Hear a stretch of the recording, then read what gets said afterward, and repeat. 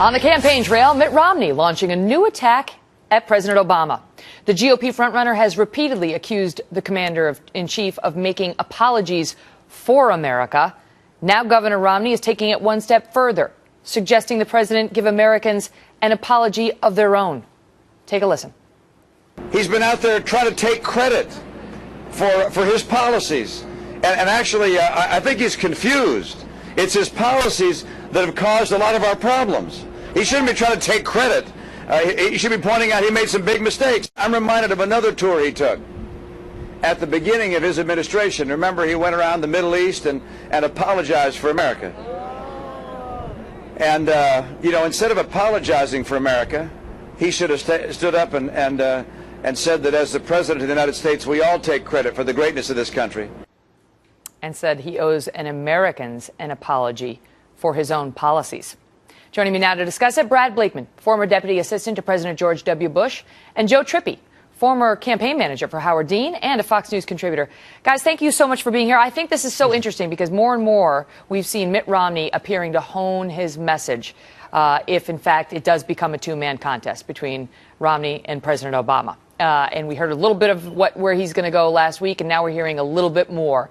Brad, is it smart of Governor Romney to bring up the so-called apology tour that President Obama did, according to his detractors, when he first took office?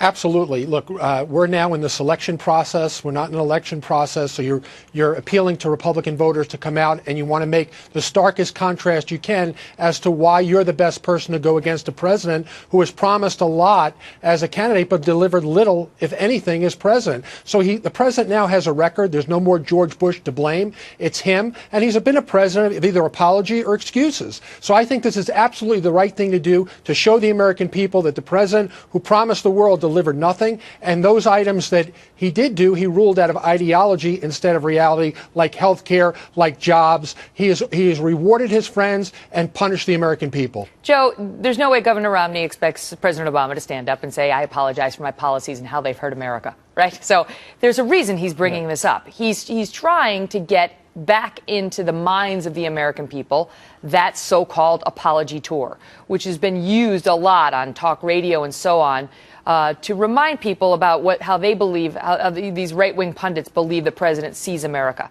And we went back and we looked at just a couple of them, and just a couple that came right up. January 27th, my job to the Muslim world is to say we sometimes make mistakes. We here in America have not been perfect. London, England, April 09. I'd like to think that with my election, you're starting to see some restoration of America's standing in the world. April 2009 in France, America shares blame. We've shown arrogance. We've been dismissive, even derisive. Istanbul, Turkey. America, like every other nation, has made mistakes. It has flaws. We've been disengaged. We sought to dictate our terms. And on the list goes.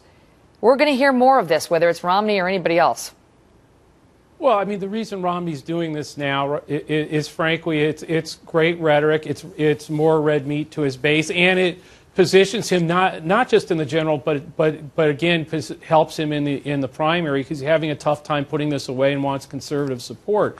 The problem is the president's not going to apologize. Look, he came into office. We were losing 700,000 jobs a month when he came in. He saved the auto industry, acted quickly. We've had 24 months now of sustained private sector job growth, and for the first time, year over year manufacturing gains that haven't happened since 1997. I mean, Bill Clinton was president the last time we saw that. We didn't see that throughout the entire Bush administration. So that fight is going to happen, but there won't be an apology. But there is this underlying theme that his detractors have against him, Brad, that not that he doesn't love America, but that he has been an apologist for America, that he and some on the left always think America's to blame rather than believing in American exceptionalism. And it seems, you tell me, like Governor Romney's getting ready to tap into that.